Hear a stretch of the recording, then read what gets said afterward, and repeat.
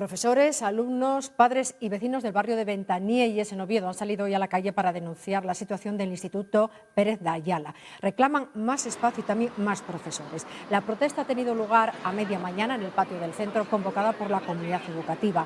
Aseguran que tienen las ratios más altas de alumnos por profesores y que los docentes actuales son insuficientes para desarrollar todos los proyectos que tienen programados. Desde hace tiempo vienen esperando por una ampliación de las instalaciones.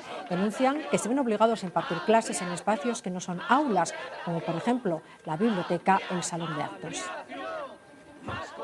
Tenemos un centro que está para 700-800 alumnos y ahora mismo tenemos casi 1000 alumnos, con lo cual tenemos unas ratios de alumnado al límite de lo legal, incluso en algunos casos por encima, y ya os digo, ocupando espacios como son la biblioteca o el salón de actos con clases que tenemos que dar ahí, salas específicas como puede ser la sala de música, está utilizando como aula normal de clase, no se puede utilizar para esa faceta.